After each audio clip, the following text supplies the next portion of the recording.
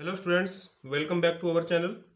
Last lecture में हमने linearly dependent and linearly independent vectors and their important theorems ये हमने स्टडी किया था। कुछ प्रॉपर्टीज को स्टडी किया था linearly dependent and linearly independent vectors के। तो इस लेक्चर में भी हम कुछ और इंपॉर्टेंट थ्योरम्स और प्रॉपर्टीज को डिस्कस करने वाले हैं।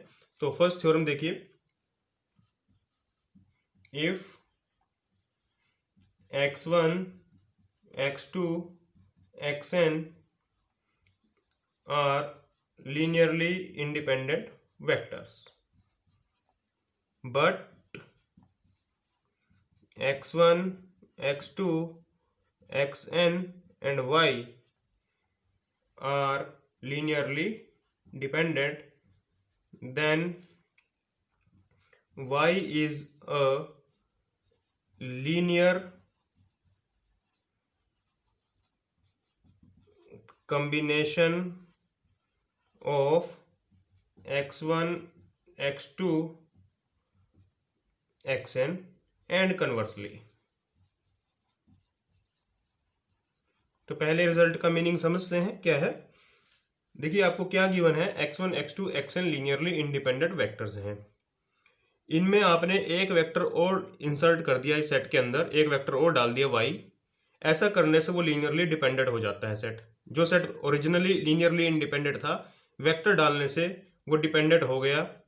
तो आपको क्या प्रूव करना है कि जो वेक्टर आपने इंसर्ट किया है that is definitely A linear combination of x1 x2 xn and conversely. Converse part में हम ये प्रूव करेंगे कि अगर y एक ऐसा वेक्टर है जो x1 x2 xn के लीनियर कॉम्बिनेशन में है, तो अगर मैं इसको इसी सेट में इंक्लूड कर दूं तो जो नया सेट बनेगा वो लीनियरली डिपेंडेंट हो जाएगा। ओके, प्रूफ देखिए इसका। तो फर्स्ट हम प्रूव करेंगे कि ये आपके पास लीनियरली इंडिपेंडेंट वेक्टर हैं, बट y डालने से लीनियरली डिपेंडेंट हो जाते हैं। तो हम क्या शो करेंगे, y is a linear combination of x1 x2 xn। Okay, तो देखिए हमें गिवन क्या है, x1 x2 xn y are linearly dependent and x1 x2 xn are linearly independent. ये चीज हमें गिवन है। तो देखिए, since x1 x2 and xn and y are linearly dependent vectors। ये वेक्टर सारे क्या हैं, लीनियरली डिपेंडेंट है। तो डेफिनेशन क्या कहती है लीनियरली डिपेंडेंट के लिए, there exist scalars alpha 1 alpha 2 alpha n n। ये अल्फा 1 अल्फा 2 अल्फा n तो हमने किसके लिए लिए, x1 x2 xn के लिए, और अल्फा किसके लिए चूज किया, y के लिए। नॉट ऑल जीरो बट, सारे स्केलर जीरो नहीं है बट कॉम्बिनेशन जीरो है। Alpha y plus alpha 1 x1 plus alpha 2 x2 plus alpha n xn, this combination is zero. Scalar सारे जीरो नहीं है बट कॉम्बिनेशन क्या है, जीरो है। ओके, अब हम प्रूव करेंगे कि अल्फा जीरो नहीं हो सकता। तो हम क्या क्लेम करेंगे, our claim is that alpha is not equal to zero. Contradiction से प्रूव करेंगे। मान लेते हैं अल्फा जीरो है, let if possible alpha is zero. तो जैसे ही आप अल्फा को जीरो मानेंगे तो ये आपका फैक्टर जीरो हो गया। तो रिमेनिंग क्या रह गया हमारे पास, this implies alpha 1 x1 plus alpha 2 x2 plus alpha n xn is zero. तो देखिए क्या हुआ, आपके पास x1 x2 xn का एक लीनियर कॉम्बिनेशन मिल गया। कॉम्बिनेशन कैसा है, जीरो है।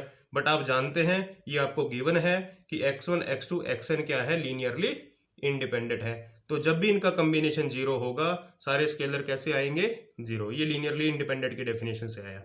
Since x1 x2 xn these vectors are linearly independent। तो ये वेक्टर लीनियरली इंडिपेंडेंट है। जब भी कॉम्बिनेशन इनका जीरो होगा, सारे स्केलर कैसे आएंगे, जीरो आएंगे। ये आपके पास एक कॉम्बिनेशन आ गया, कॉम्बिनेशन जीरो है। इंडिपेंडेंट होने की वजह से क्या होगा, alpha 1 alpha 2 up to alpha n सारे क्या हो गए, zero. Alpha 1 alpha 2 alpha n यहाँ से जीरो मान हो गए, अल्फा को आपने जीरो मान लिया। तो इसका मतलब क्या हुआ, अल्फा 1 अल्फा 2 सारे स्केलर क्या हो गए, 0, बट आप कह रहे हो यहाँ पर नॉट ऑल 0, यहाँ कह रहे हैं नॉट ऑल 0 और यहाँ कह रहे हैं सारे 0, तो ये क्या आ गई, एक कॉन्ट्राडिक्शन आई। ये कॉन्ट्राडिक्शन कब आई, जब आपने अल्फा को क्या माना, 0 माना, अल्फा को क्या माना 0। तो इसका मतलब जो हमने सपोज किया वो क्या हो गया, रॉन्ग। ए कॉन्ट्राडिक्शन, कॉन्ट्राडिक्शन हमेशा कहां पर आती है, जहां पर हम सपोज करते हैं। तो हमने क्या सपोज किया था, अल्फा इज इक्वल टू 0, तो इसका मतलब ये गलत हो गया। This implies alpha is non zero. यही हम चाहते थे कि अल्फा क्या हो जाए, नॉन जीरो हो जाए। तो देखिए अल्फा नॉन जीरो हो गया। दोबारा लिखते हैं इसको, alpha y plus alpha 1x1 plus alpha 2x2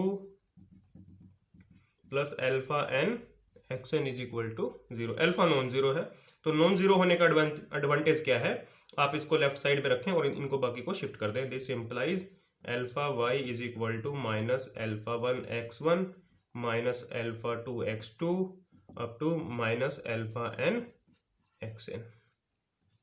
alpha non zero है इसलिए डिवाइड कर सकते हैं, कोई प्रॉब्लम नहीं होगी। Alpha 1 over alpha x1 plus minus alpha 2 over alpha x2 plus minus alpha n over alpha xn।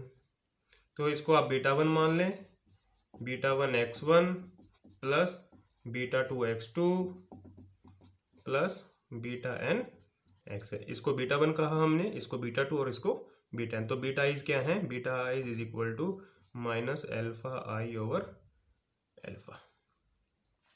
तो देखिए क्या लिखा आपने, y is a linear combination of x1 x2 and xn। यही हमने प्रूव करना था। Okay, y is a linear combination of x1 x2 xn। तो यही हम चाहते थे। और आपके पास देखिए रिजल्ट को दोबारा एक बार रिवाइज करें कि एक सेट लीनियरली इंडिपेंडेंट है, आपने उसमें एक वेक्टर डाल दिया तब वो डिपेंडेंट हो जाता है। तो जो वेक्टर डाला है वो डेफिनेटली क्या होगा, लीनियर कॉम्बिनेशन में होगा जो पहले वाले वेक्टर्स थे। ओके, अब कन्वर्स पार्ट देखिए इसका।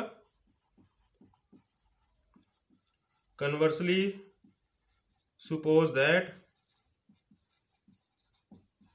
y is a linear combination of x1 x2 xn। आपने क्या मान लिया, y is a linear combination of x1 x2 xn। तो हम क्या प्रूव करेंगे, क्या चाहते हैं हम, क्लेम क्या है हमारा कि इफ, और देखिए आपको गिवन क्या है कि x1 x2 xn linearly independent है। x1 x2 ये जो xn है दे आर लीनियरली इंडिपेंडेंट, ये गिवन है। तो हमने क्या प्रूव करना है, x1 x2 xn and y। अगर y इनका कॉम्बिनेशन में है और हमने सेट के अंदर इंक्लूड कर लिया y को, तो ये क्या आएगा, लीनियरली डिपेंडेंट। ये हमने प्रूव करना है। तो प्रूफ देखिए सिंपल है, वेरी इजी है। कन्वर्स पार्ट का प्रूफ देखिए, y को हमने किस में लिखा, linear combination of x1 x2 xn। लिखिए y को लीनियर कॉम्बिनेशन में, y is equal to alpha 1 x1 plus alpha 2 x2 plus alpha n xn। Okay, this implies alpha 1 x1 plus alpha 2 x2 plus alpha n xn plus minus 1 into y is equal to 0। तो देखिए क्या हुआ, x1 x2 xn and y का एक combination मिल गया। Combination 0 है but सारे scalar 0 नहीं है। किसकी गारंटी दे सकते हैं हम, इस एलिमेंट की। तो देखिए कॉम्बिनेशन 0 है पर सारे स्केलर 0 नहीं है। इसके बारे में तो श्योरिटी से कह सकते हो ये नॉन जीरो है। ओके, तो इट मीन्स x1 x2 ये जो सेट xn और ये y, ये दिस इज लीनियरली डिपेंडेंट। यही हमने प्रूव करना था। This completes the proof of the theorem. Next theorem देखिए, if s is equal to x1 x2 xn be a set of non-zero vectors, non-zero vectors. Then S is linearly dependent if and only if there exists a vector xk 2 less than equal to k less than equal to n such that xk is a linear combination of preceding vectors. Okay, तो theorem का meaning समझिए क्या है कि आपके पास एक set है जो नॉन जीरो वेक्टर्स हैं। सारे वेक्टर कैसे हैं? नॉन जीरो वेक्टर्स हैं। अगर आप मानते हैं कि ये सेट लीनियरली डिपेंडेंट है तो डेफिनेटली आप इसके बीच में से एक ऐसा वेक्टर निकाल सकते हो जो अपने से पहले वालों के कॉम्बिनेशन में लिखा जाएगा। एंड कन्वर्सली कि अगर कोई सेट ऐसा है जिसमें एक ऐसा वेक्टर प्रेजेंट है जो अपने से पहले वालों के लीनियर कॉम्बिनेशन में लिखा जा रहा है तो डेफिनेटली ये जो सेट है दैट इज लीनियरली डिपेंडेंट। तो इफ एंड ओनली इफ है, दोनों तरफ से प्रूव करेंगे। प्रूफ देखिए, हमें गिवन क्या है? This set is linearly dependent. Prove क्या करना है? एक वेक्टर मिलेगा जो अपने से पहले वालों के कॉम्बिनेशन में लिखा जाएगा। ठीक है, तो मान लेते हैं let S is equal to x1 x2 xn be a set of non zero vectors, और हमने साथ में क्या मान लिया? S is linearly dependent. क्या प्रूव करना है? एक वेक्टर मिलेगा। तो देखिए, जब आपने इसको कहा कि इट इज लीनियरली डिपेंडेंट तो डेफिनेटली क्या होगा? डेफिनेशन क्या कहती है? There exist scalars α1 α2 αn not all zero, सारे जीरो नहीं होंगे बट कॉम्बिनेशन फिर भी क्या होगा? जीरो होगा। α1 x1 α2 x2 plus αn xn combination is zero. ठीक है, तो देखिए सारे जीरो नहीं है तो हो सकता है कुछ जीरो हो कुछ नॉन जीरो हो। ठीक है, हो सकता है सारे ही नॉन जीरो बट सारे जीरो नहीं है, कुछ जीरो हो सकते हैं कुछ नॉन जीरो हो सकते हैं। तो देखिए इस सिचुएशन को कैसे हैंडल करेंगे? ये मैंने लिखा α1 x1 हो, α1 मैंने मान लिया नॉन जीरो, नेक्स्ट हो सकता है जीरो हो। ठीक है, नेक्स्ट हमने ले लिया α3 x3, ये नॉन जीरो हो सकता है, नेक्स्ट भी नॉन जीरो हो। फिर आपके पास नेक्स्ट जीरो आ जाए, फिर नेक्स्ट एक और जीरो आ जाए, हो सकता है नेक्स्ट क्या हो? नॉन जीरो हो। ठीक है, और कॉम्बिनेशन क्या हुआ? जीरो हुआ। तो ये जो जीरो कोफिशिएंट है इनका कोई फायदा नहीं है जीरो होने में। ओके, इनको निकाल दें आप। अगर इनको निकाल देंगे तब भी कॉम्बिनेशन क्या रहेगा? जीरो, बिकॉज इनका कंट्रीब्यूशन क्या है? जीरो है। ठीक है, तो हम क्या करेंगे? जो नॉन जीरो है उनको एक साइड कर देंगे और जो जीरो है उनको एक साइड कर देंगे। ओके, तो दिस इंप्लाइज, तो इट मीन्स हम इसको दोबारा लिख सकते हैं α1 x1 प्लस, इसको मैं दोबारा नाम दूंगा α2 x2, इसको नाम देंगे α3 x3 और इसको नाम देंगे α4 x4, और जो बाकी जीरो हैं उनको ऐसे लिखते जाएंगे 0x5 0x6 0x7। हमने क्या किया? एक्सप्रेशन को रीराइट किया। ओके, ऐसा कर सकते हैं। जो नॉन जीरो है उनको पहले लिख लिया, रीनंबरिंग कर दी, रीनेमिंग कर दी, और जो जीरो है उनको पीछे कर दिया।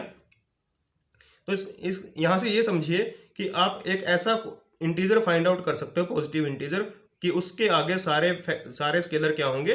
जीरो होंगे। तो यही चीज हम यहाँ यूज करने वाले हैं कि जब सारे जीरो नहीं है तो हम क्या कर सकते हैं? एक इंटीजर फाइंड आउट कर सकते हैं। There exist positive integer k such that alpha k plus 1 is equal to alpha k plus 2 is equal to alpha n क्या हो गए? जीरो। यानी हमने क्या किया? k से ऑनवर्ड सारे इंटीजर को, सारे स्केलर्स को क्या मान लिया? जीरो मान लिया। वही चीज किया हमने, एक जो नॉन जीरो है उनको इकट्ठा कर दिया और जो जीरो है उनको पीछे कर दिया। ओके, तो देखिए alpha k1 alpha k plus 2 alpha n सारे क्या हो गए? जीरो हो गए। ओके, तो अब देखिए मैं यहां से क्लेम करूंगा कि k1 नहीं हो सकता। हम क्या प्रूव करेंगे? k1 नहीं होगा के 1 से बड़ा होगा, के आपका 2 हो सकता है और n हो सकता है, वही जो कंडीशन हमारे पास है 2 less than equal to k less than equal to n। तो नेक्स्ट हमारा क्लेम क्या है, k is not equal to 1। Contradiction से प्रूव करेंगे। मान लेते हैं let if possible k is equal to 1। हमने मान लिया कि k 1 है। अगर देखिए k 1 होगा तो यहां पुट करें k को 1, तो अल्फा 2, k को 1 पुट करें, अल्फा 3, सारे अल्फा n ये सारे क्या हो गए 0, अल्फा 2 अल्फा 3 अल्फा n सारे क्या हो गए 0, अल्फा 2 0 हो गया, अल्फा 3 0 हो गया, अल्फा n भी 0 हो गया। तो ये इक्वेशन क्या कहती है, दिस इंप्लाइज अल्फा 1 x1 भी 0 हो जाएगा। पुट कर देना अल्फा 2 0 अल्फा n 0, तो क्या बचा मेरे पास, alpha 1 x1 is 0, alpha 1 x1 is 0। x1 तो नॉन जीरो है बिकॉज x1 x2 xn हमारे पास कैसे वेक्टर थे, नॉन जीरो वेक्टर। तो this implies alpha 1 is 0 because x1 is non zero. ठीक है, तो देखिए अल्फा 1 यहां से 0 आ गया और इधर से अल्फा 2 अल्फा 3 अल्फा n सारे 0 आ गए। इट मीन्स जितने भी स्केलर आपने यूज किए सारे क्या हो गए 0, और यहाँ क्या कह रहे हैं आप, नॉट ऑल 0, यहाँ कह रहे हो सारे 0। तो ये क्या आ गई, एक कॉन्ट्राडिक्शन। ये कॉन्ट्राडिक्शन कब आई, जब आपने माना कि k 1 है, तो इसका मतलब k 1 नहीं होगा। This implies k is not equal to 1, this implies k is greater than equal to 2। ठीक है, तो इसका मतलब क्या हुआ कि k जो है आपका 2 और n के बीच में लाई करेगा। ओके, एक्सप्रेशन को रीराइट कर लेते हैं, alpha 1 x1 plus alpha 2 x2 plus alpha k xk is equal to 0। Because k से ऑनवर्ड तो हमने जितने भी स्केलर थे सभी को क्या मान लिया था, 0 मान लिया था। Alpha k plus 1 alpha k plus 2 up to alpha n सारे क्या हो गए थे 0। ओके, तो अब देखिए यहाँ से क्या करेंगे, अल्फा k xk ये मैंने लेफ्ट हैंड साइड में रख लिया, बाकी को शिफ्ट कर दिया। Alpha 1 x1 minus alpha 2 x2 up to minus alpha k minus 1 xk minus, इससे पहले कौन आएगा, alpha k minus 1 xk minus 1। तो देखिए xk is equal to minus alpha 1 over alpha k, divide कर दें x1 plus minus alpha 2 over alpha k x2 plus minus alpha k minus 1 over alpha k xk minus. तो देखिए xk is a linear combination of x1 x2 xk minus 1। इनको आप beta कह दें, beta 1 x1 plus beta 2 x2 plus beta k minus 1 xk minus 1, where beta I is equal to minus alpha I over alpha k, 1 less than equal to I less than equal to k minus 1 तक रहेगा ये। तो देखिए क्या हुआ, xk is a linear combination of beta 1 beta linear combination of x1 x2 xk minus, अपने से पहले वाले वेक्टर्स के कॉम्बिनेशन में लिखा गया। तो यही हमने प्रूव करना था कि अगर सेट आपका जो है लीनियरली डिपेंडेंट है तो एक वेक्टर मिलेगा जो अपने से पहले वालों के कॉम्बिनेशन में लिखा जाएगा। अब कन्वर्स पार्ट देखिए इसका, conversely suppose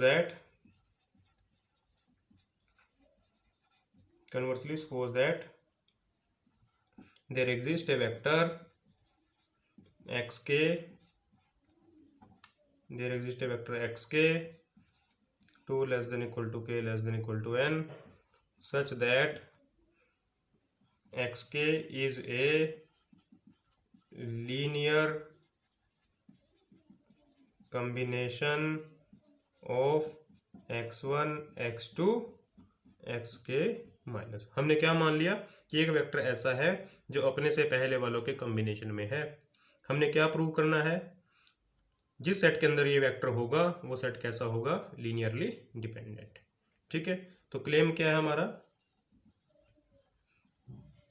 x1 x2 xk minus 1 xk up to xn, this set is linearly dependent. तो ये लीनियरली डिपेंडेंट कैसे होगा, अगर हमें एक ऐसा कॉम्बिनेशन मिल जाए कि कॉम्बिनेशन तो जीरो हो बट सारे स्केलर जीरो ना हो। तो देखिए कैसे, ये देखिए गिवन हमें क्या हुआ कि एक्स के is a linear combination of x1 x2 xk -1। तो देखिए कैसे xk जो है इनका कम्बिनेशन है, तो हम मान लेते हैं कि let xk is equal to α1 x1 α2 x2 plus αk -1 xk -1 लिखा गया अपने से पहले वालों के कॉम्बिनेशन में। अब देखिए इसको शिफ्ट करेंगे, α1 x1 plus α2 x2 plus αk -1 xk -1 plus -1 into xk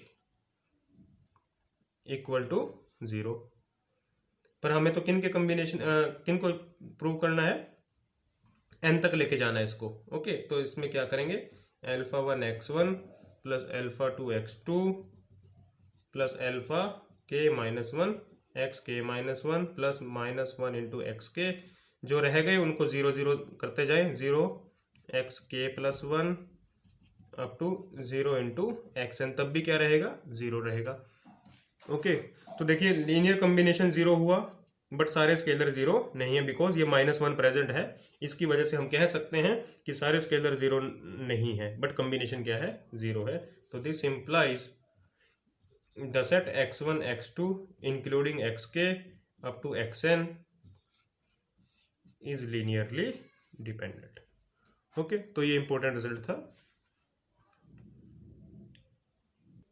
Now we will discuss some working rules to check that whether a given set of vectors is linearly dependent or linearly independent. So next is working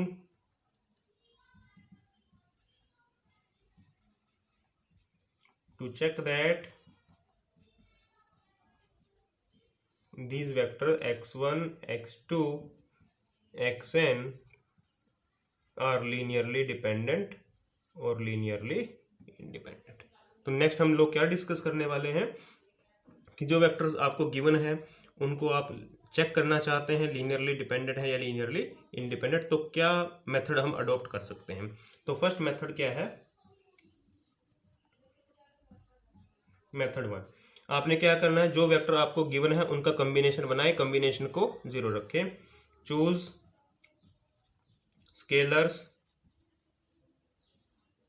α1 α2 αn and put α1 x1 plus α2 x2 plus αn xn। हमने क्या किया, scalar choose किया, scalar से combination बनाया, combination को 0 रखा, और अब हम क्या करेंगे, यहां से जो इक्वेशंस आएंगे उनको सॉल्व करेंगे। And solve to find value of alpha i's. हमने क्या करना है, यहां से जो इक्वेशन बनेंगी उनको सोल्व करना है और अल्फा आइज की वैल्यू फाइंड आउट करनी है। अगर अल्फा आइज की सारी वैल्यू क्या आ जाती हैं, 0, तो it means that is linearly independent. अगर आपको एक भी वैल्यू नॉन जीरो मिल जाती है, that set is linearly dependent. तो ये ट्रेडिशनल मेथड है। सेकंड मेथड देखिए,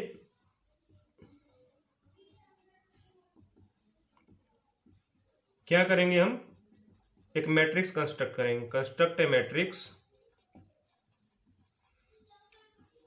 whose column are x1 x2 xn। हमने क्या करना है, एक मैट्रिक्स कंस्ट्रक्ट करनी है, किन की हेल्प से, ये जो वेक्टर है जिनको आप चेक करना चाहते हो। आपने क्या करना है, ये जो वेक्टर है, देखिए ये वेक्टर है, इसके कंपोनेंट होंगे। ओके, तो इस वेक्टर को हम इस पोजीशन पर लिखेंगे, यहाँ इसके कंपोनेंट लिखेंगे। सिमिलरली सेकंड वेक्टर चूज करेंगे, उसके कंपोनेंट यहाँ लिखेंगे। इसी तरह से जितने भी वेक्टर आपको गिवन है उनके कंपोनेंट यहाँ लिख लेंगे। ये जो मैट्रिक्स बनेगी, इस मैट्रिक्स, ये मैट्रिक्स हमने कंस्ट्रक्ट करनी है। ओके, तो we have to construct a matrix whose column are x1 x2 xn। तो जो वेक्टर गिवन है उनको कॉलम वाइज लिख लें। Okay, then we will find the rank of this matrix. तो स्टेप 2 में क्या करेंगे, compute the rank of this matrix. इस मैट्रिक्स का रैंक निकालेंगे। सपोज इस मैट्रिक्स को हमने नाम दिया ए, तो हम रैंक निकालेंगे। तो आप देखिए यहां से, if rank of a is less than N,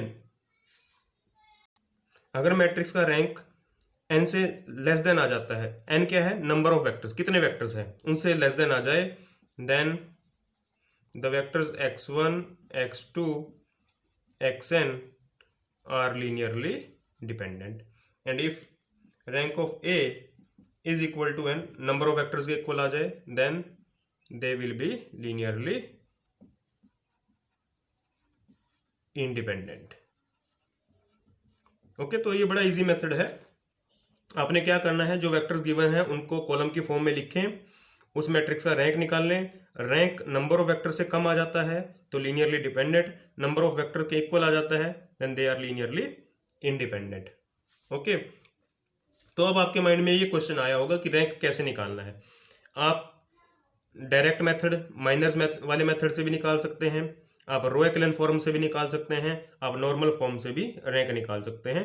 तो हमने क्या करना है, जो मैट्रिक्स है उसको रिड्यूस करना है एक्लन फॉर्म या नॉर्मल फॉर्म में रैंक निकालने के लिए, और रैंक फाइंड आउट करना है। ओके, अब देखिए यहाँ पर एक सिचुएशन बड़ी इंपॉर्टेंट है कि इफ जो मैट्रिक्स है, मैट्रिक्स आपके पास n बाई n ऑर्डर का है,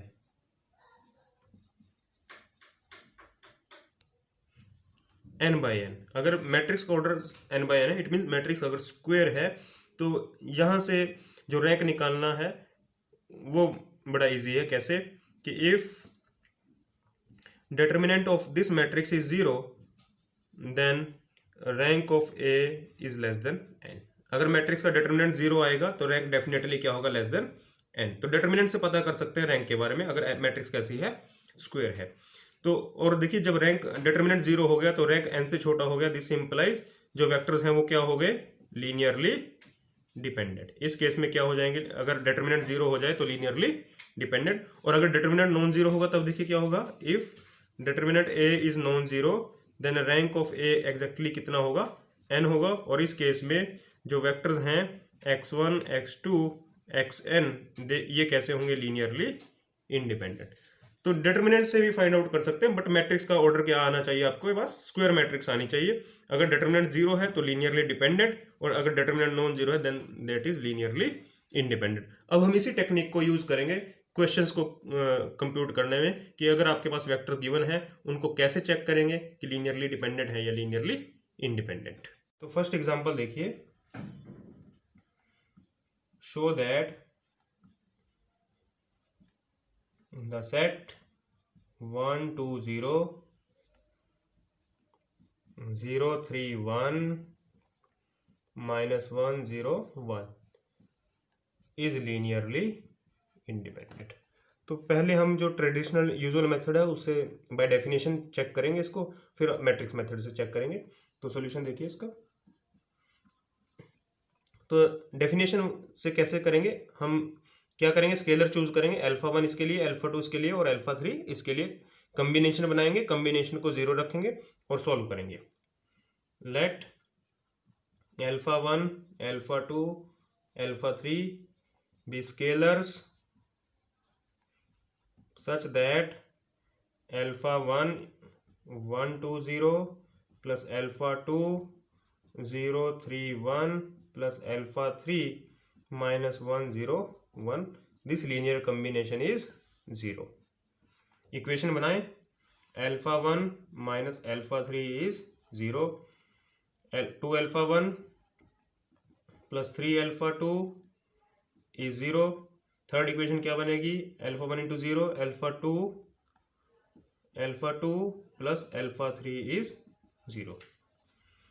ओके, तो अब यहां से देखिए ये हमारे पास इक्वेशंस आ गई, इनको हमने सॉल्व करना है।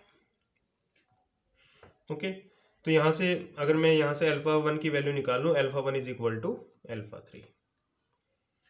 ओके, तो ये जो इक्वेशन है ये इक्वेशन कन्वर्ट हो जाएगी alpha 2 plus alpha 1 is equal to 0, और ये इक्वेशन मेरे पास है। तो इन दोनों इक्वेशन को सोल्व कर लें आप, alpha 1 plus alpha 2 is 0 and 2 alpha 1 plus 3 alpha 2 is 0। इन दोनों इक्वेशन को सोल्व करें। सिंप्लीफाई कैसे करेंगे, 2 से मल्टीप्लाई कर लें, 2 alpha 1 plus 2 alpha 2 is equal to 0, 2 alpha 1 plus 3 alpha 2 is equal to 0। यहाँ से सिंप्लीफाई करेंगे तो minus alpha 2 is equal to 0 implies alpha 2 is equal to 0। Alpha 2 0 आ गया। अल्फा 2 को 0 रखेंगे तो अल्फा 1 0 आ जाएगा, अल्फा 1 को 0 रखेंगे तो अल्फा 3 0 आ जाएगा। तो तीनों ही स्केलर के आगे 0 आ गए, तो this set is linearly independent. Okay, तो ये बाय डेफिनेशन हमने चेक किया कि ये लीनियरली इंडिपेंडेंट है। अब मैट्रिक्स मेथड से देखिए क्या करना है आपने। जो ये मैट्रिक्स है, ये जो वेक्टर्स हैं इनको कॉलम की फॉर्म में लिख ले, 1 2 0 0 3 1 -1 0 1, और इस मैट्रिक्स का डिटर्मिनेंट निकालें डिटर्मिनेंट 1 2 0 0 3 1 -1 0 1। डिटर्मिनेंट चेक करें, फर्स्ट रो से एक्सपेंड कर ले इसको, 1 इंटू 3 -1 इंटू 2, तो this is equal to 3 - 2 is equal to 1। Determinant कैसा आ गया? Non zero. और देखिए डिटर्मिनेंट नॉन जीरो तो लीनियरली इंडिपेंडेंट। तो दोनों में से ये शॉर्ट टेक्निक है, कम्पिटिटिव एग्जाम वगैरह के लिए ये ओके है, बट अगर एग्जाम में आ जाता है तो आप थ्योरेटिकली ये कर सकते हो। सो नेक्स्ट क्वेश्चन देखिए, find A if vectors 1 2 3 -1 4 0 and 3 0 a are linearly dependent.